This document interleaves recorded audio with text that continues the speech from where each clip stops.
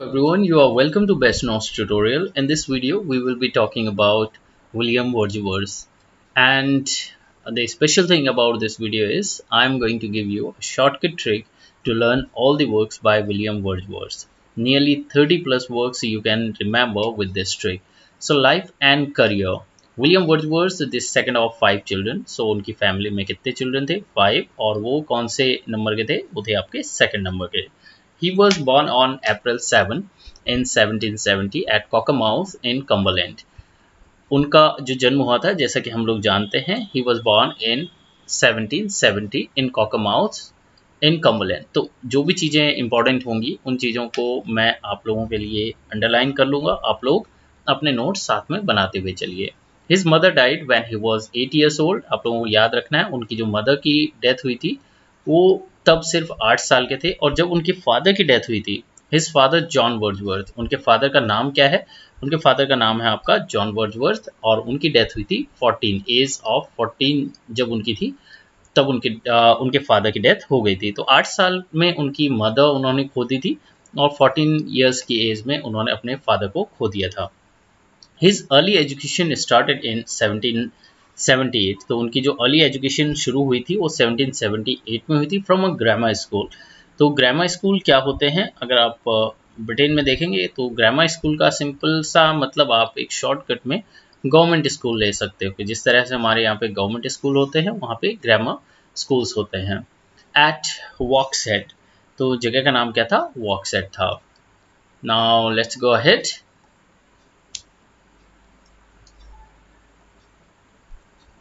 Letter he went to saint John's college. बाद में उन्होंने कौन सा कॉलेज ज्वाइन किया है? सेंट जॉन्स कॉलेज किया ज्वाइन. और इसमें आपको यह याद रखना है in 1787 for the higher studies. In 1790 he went on walking tour of France, Italy and Switzerland. यहाँ पर जो सबसे इम्पोर्टेंट है वो है आपका फ्रांस का जो उनका टूर था वो इम्पोर्टेंट है क्योंकि इसका उनकी राइटिंग पे बहुत ज़्यादा इम्पोर्टेंट इन्फ्लुएंस हमें देखने को मिलता है. इटली एंड स्विट्जरलैंड भी वो गए थे. He return to France again in 1791. तो पूछा जाता है कि वो दोबारा फ्रांस में कब आए थे? तो वो था आपका 1791. 89 आप लोगों को पता है कि ये फ्रेंच रेवोल्यूशन की क्या है? स्टार्टिंग ईयर है. So French revolution was at its peak then. तो 1791 में जब वो फ्रांस गए तो उस टाइम पे फ्रेंच रेवोल्यूशन क्या था? पीक पे था अपने.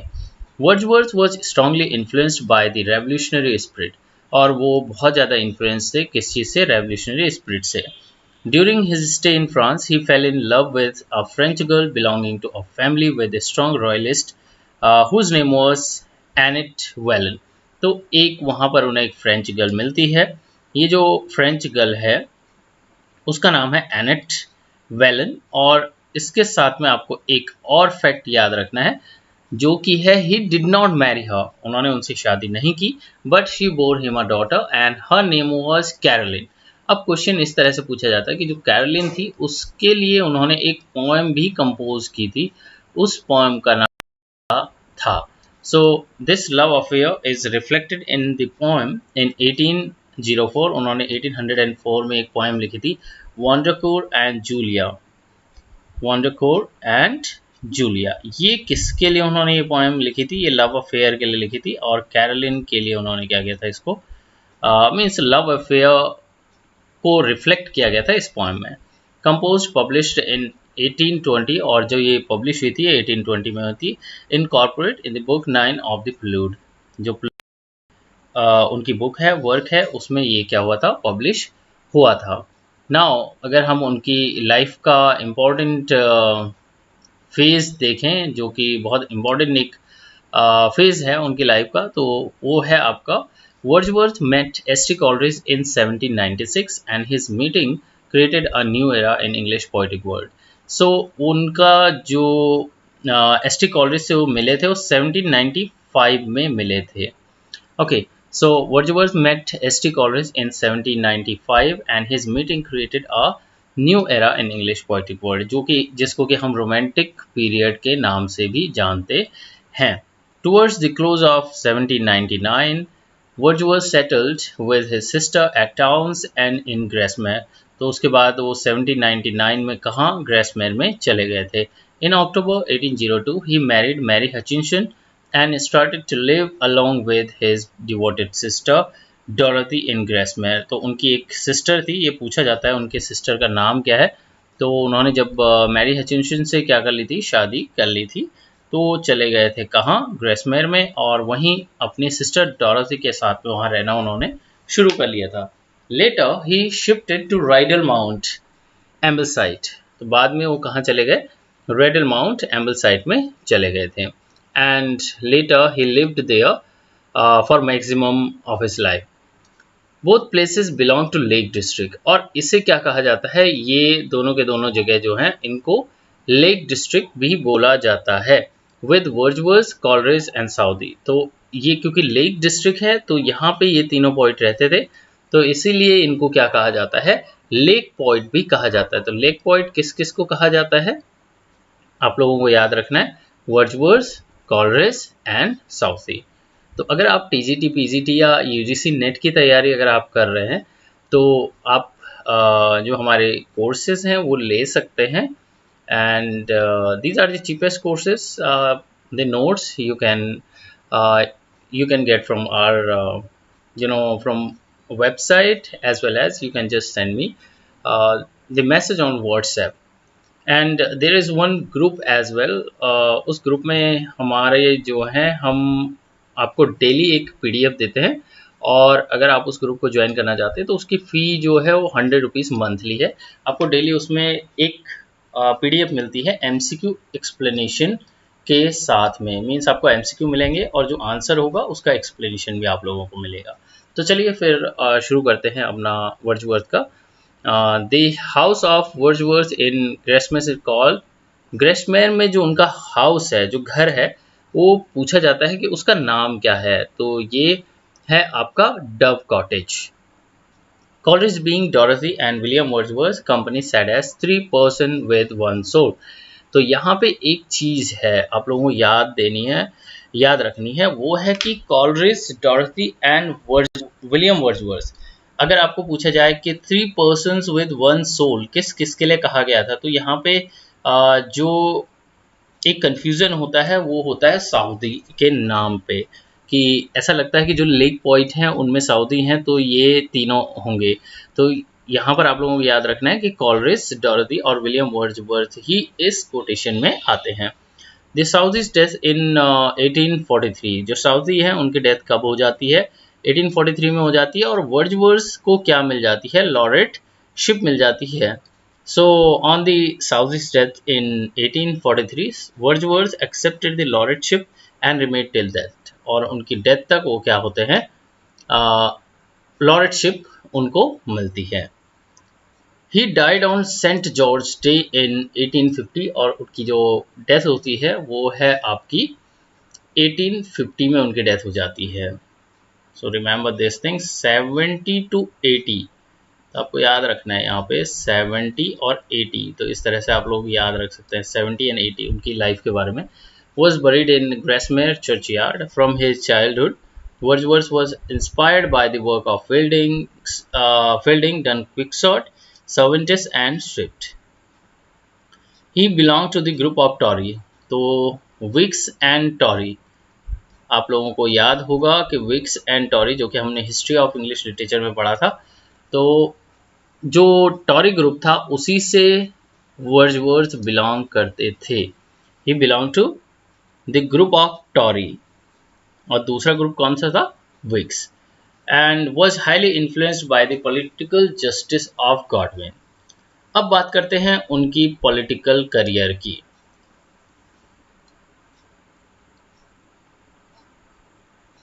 Wordsworth's its poetic career.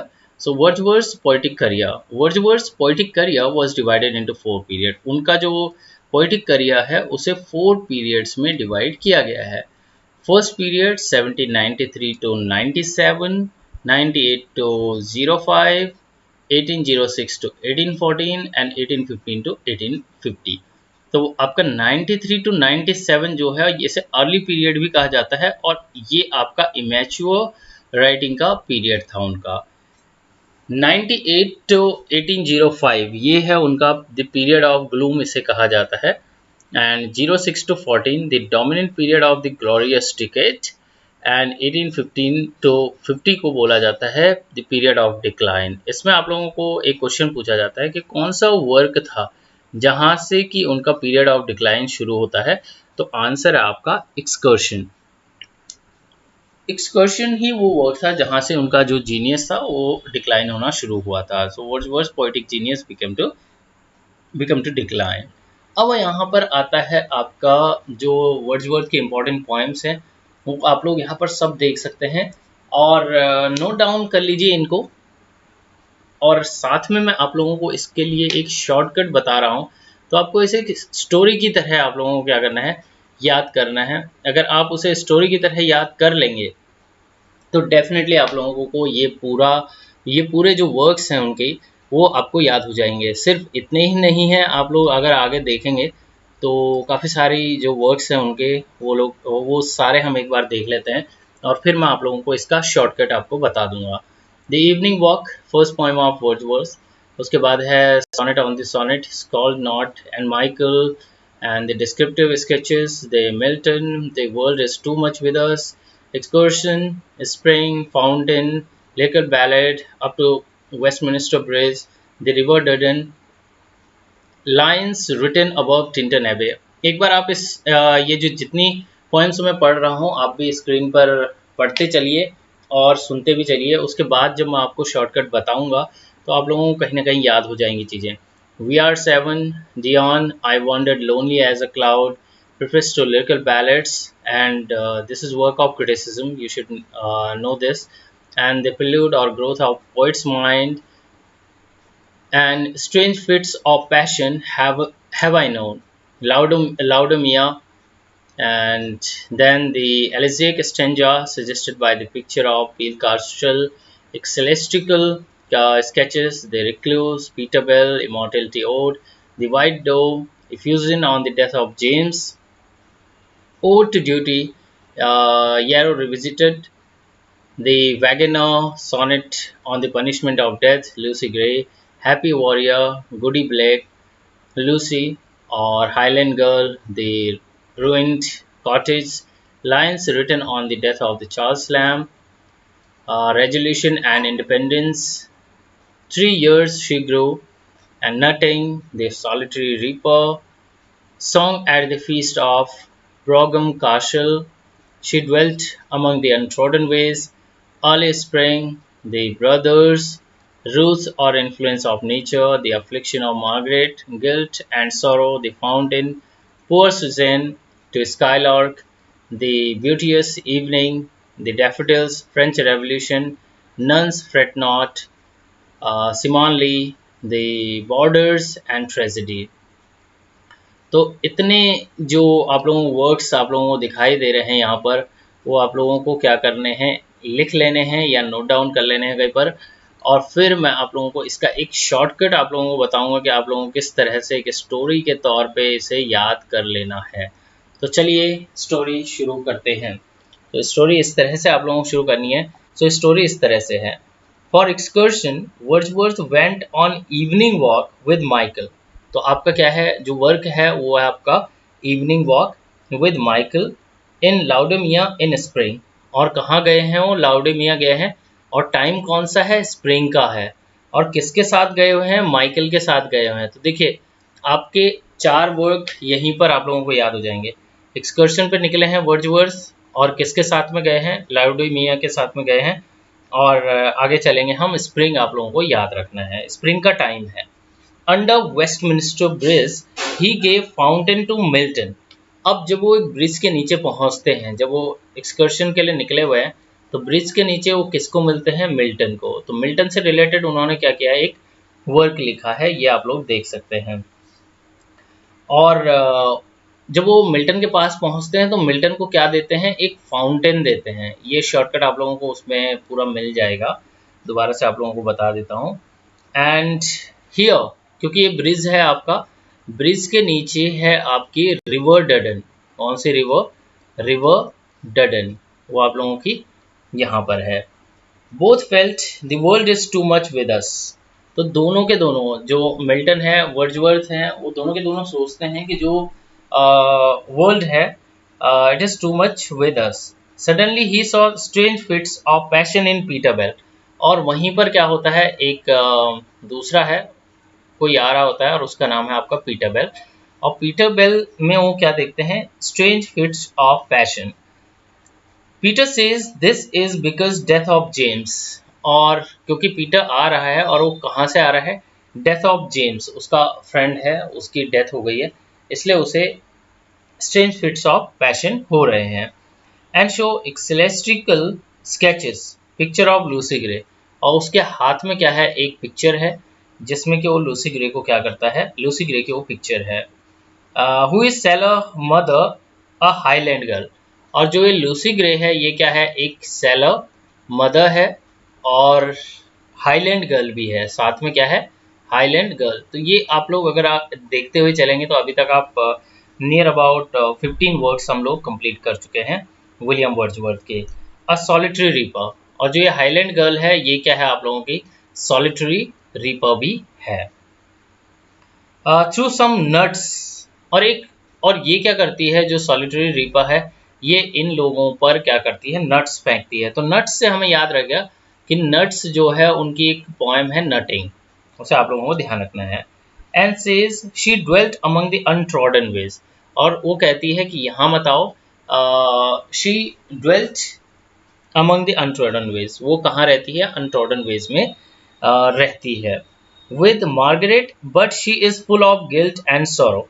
और वो क्या है, मार्गरेट के साथ में रहती है, किसके साथ में रहती है, एन के साथ। आपको ये भी याद रखना है कि ये क्या है आपका, नटिंग के साथ में आप लोगों को याद रखना है कि वो किसके साथ में रहती है, हाईलैंड गर्ल, वो मार्गरेट के साथ में रहती है।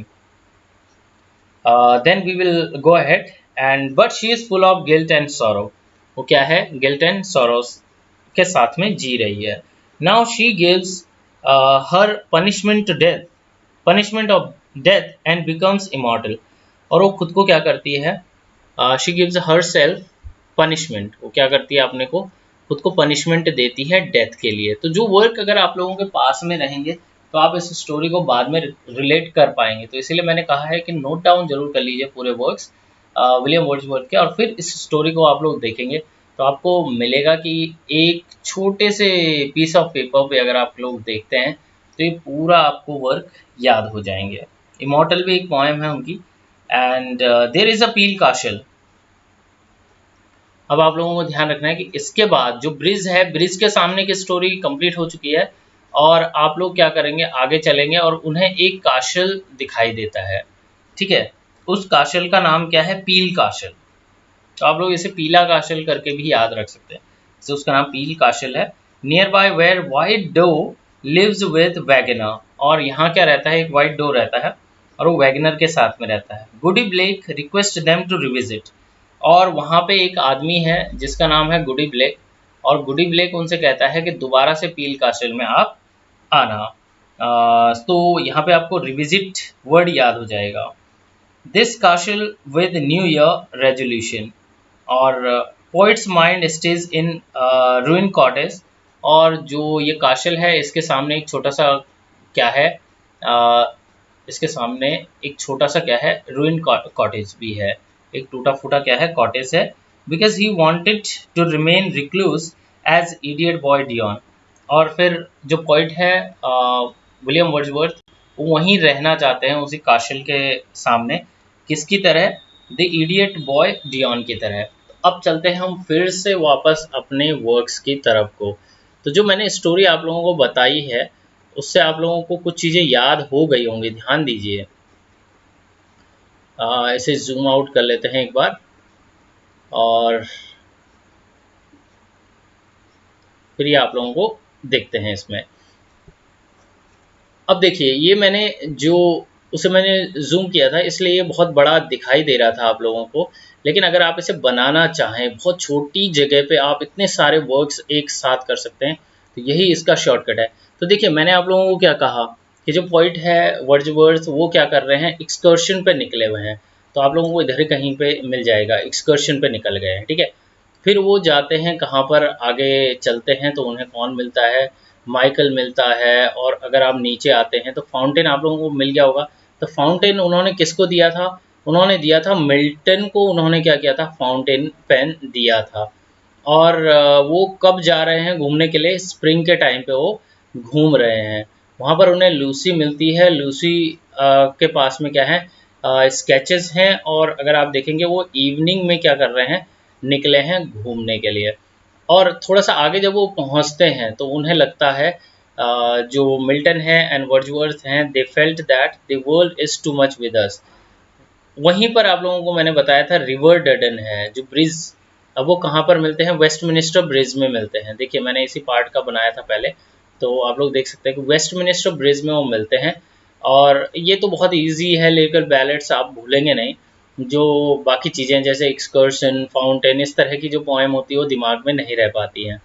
और ये जो वर्क हैं ये मैंने ज़्यादा लिखे नहीं हैं, क्योंकि ये वर्क आपके क्या है कि आप इजीली इनको याद रख सकते हैं। थोड़ा सा वीडियो आपको थोड़ा लंबा लग सकता है या इसको समझने में थोड़ा टाइम लग सकता है, लेकिन एक बार अगर आप इसे समझ गए तो आप लोगों को बहुत ईजी रहेगा। अब चलिए आगे चलते हैं। जो स्टोरी थी उसमें अगर हम आगे इसे देखते हैं, तो हमारे पास और वर्क देखिए यहाँ पर आ गए हैं। देखिए उन्हें आगे कौन मिल गया था, ये देखिए इडियट बॉय डियॉन। मैंने आप लोगों को बताया था कि वहाँ पे इडियट बॉय डियॉन उन्हें मिलता है। And he wanted to live in recluse, वहाँ रिक्लूज में रहना चाहता है। कहाँ वो जाता है, वो जाता है पील कास्टल में। पील कास्टल में एक वाइट डोर मिलता है और एक वैगनर भी वहाँ पे रहता है। ठीक है, मैंने कहा था येरो रिविजिटेड, और इसने कहा था कि काशल में क्या करना, दोबारा से वहाँ पर आना। और एक जो वहाँ पर उन्हें मिलता है जेम्स, और जेम्स से पहले आप देख सकते हैं कि पीटर बेल। पीटर बेल मैंने आप लोगों को बताया था कि पीटर बेल में स्ट्रेंज फिट्स ऑफ पैशन उन्हें देखने को मिलता है। और वो क्यों मिलता है, क्योंकि उसका जो ये था Peter Bell, alright, Peter Bell जो होता है वो मिलता है क्योंकि उसका जो फ्रेंड था जेम्स, उसकी डेथ हो गई थी। और जब आगे चलते हैं आप तो देखते हैं कि हाईलैंड गर्ल जो है वो पनिशमेंट ऑफ डेथ देती है खुद को। और नीचे एक इडियट बॉय डियॉन मिलता है उनको, साथ में सेलर्स मदर। थोड़ा सा इसे ऊपर ले लेते हैं तो आप लोगों को क्या है, आसानी हो जाएगी इसे देखने में। ये देखिए आप लोगों को बाकी जो कहानी है वो समझ में आ रही होगी। तो इसी तरह से गुडी ब्लेक उन्हें वहाँ मिलता है। जो हाईलैंड गर्ल है वो क्या है, सेलर्स मदर भी होती है। रूइंड कॉटेज, जो उसके सामने कॉटेज मैंने बनाया था, कॉटेज आप लोगों को याद होगा। कहीं ना कहीं सारी चीज़ें आप लोगों को याद हो जाएंगी। ये सॉलिटरी रिपर, ओके, उनका एक रेजोल्यूशन था न्यू ईयर पे। और हाईलैंड गर्ल आप लोगों को वहाँ पे मिली थी happy warrior, she was happy warrior. और उसने क्या किया था, यहाँ पर एक पोएम मैंने आप लोगों को बताई थी, नटिंग, पूछी जाती है किसने लिखा था, Nutting. And she dwelt among the untrodden ways, ये किसने कहा था, ये हाईलैंड गर्ल ने कहा था। ठीक है, और नीचे आप लोग देख सकते हैं कि मार्गरेट उन्हें वहाँ पे मिलती है, and the fountain again, and she was full of guilt and sorrow. तो इसके साथ में आपको लगभग आपके सारे वर्क आके आ जाते हैं। और जो बाकी बहुत वेल नोन वर्क हैं वर्ड्सवर्थ के, वो मैंने छोड़ दिए थे। वो इसलिए छोड़ दिए हैं क्योंकि यूजुअली उनसे नहीं पूछा जाता है। जो बाकी जैसे गुडी ब्लेक पूछ दिया जाए कि who has compose the poem Goody Blake, TGT PGT में अगर पूछ दिया जाए आपको, तो आप लोगों को ये याद कैसे रहेगा। तो ये इसी तरह की स्टोरीज से आप लोगों को याद रहेगा। अगर आप सिर्फ 50 स्टोरीज बना लीजिए, और अगर आप चैनल पर जुड़े रहते हैं तो आपको आगे इस तरह की जो शॉर्टकट्स हैं वो मैं खुद बना के आप लोगों को दे दूंगा। तो अगर आप लोगों को वीडियो पसंद आया हो और आपके कोई सजेशन हो तो आप डेफिनेटली आप कमेंट बॉक्स में लिख सकते हैं। और ये जो स्टोरी है, शॉर्ट स्टोरी, इसे भी मैं आप लोगों को कमेंट बॉक्स में लिख के दे दूंगा। तो मिलते हैं अगले वीडियो में। Till then good bye, all the best, take care.